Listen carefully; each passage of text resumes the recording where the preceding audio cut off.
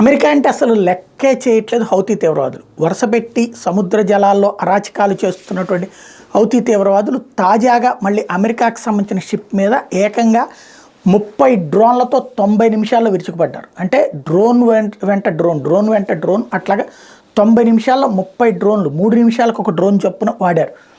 ఆ డ్రోన్ల ద్వారా అమెరికాకు సంబంధించినటువంటి వాణిజ్య నౌకని దెబ్బతీయడానికి ప్రయత్నించారు. అయితే అమెరికా దళాలు వాటిని దారిలోనే ధ్వంసం చేయగలిగినాయి. తద్వారా షిప్కి ఏ డ్యామేజీ చేయకుండా ఆపగలిగినాయి. కానీ వందలాది షిప్పులు వచ్చేటటువంటి రూటు ఇప్పటికే పదుల సంఖ్యకి పరిమితం అయిపోయింది. ఆ పదుల సంఖ్యలో వస్తున్నటువంటి వాటిది కూడా రష్యా, ఇరాన్, చైనా వాటిని అయితే వీళ్ళు ఏమీ చేయట్లేదు. కానీ అమెరికా కానీ ఇతర ఏ దేశమైనా ఇంక్లూడింగ్ భారతదేశమైనా సరే వీళ్ళు దెబ్బతీస్తూ ఉన్నటువంటి పరిస్థితుల్లో అమెరికా ఇంకా చేష్టలుడిగి చూస్తూ ఉంటాం. దాడి చేసినప్పుడు ప్రతి దాడి చేస్తుంది, కానీ టోటల్గా ఈ హమాసు, హెజ్బుల్లా, హౌతీ తీవ్రవాదుల్ని తుదముట్టించకపోతే ప్రపంచాన్ని శాసించాలనుకుంటున్న వాళ్ళ ఆటలు సాగుతాయి.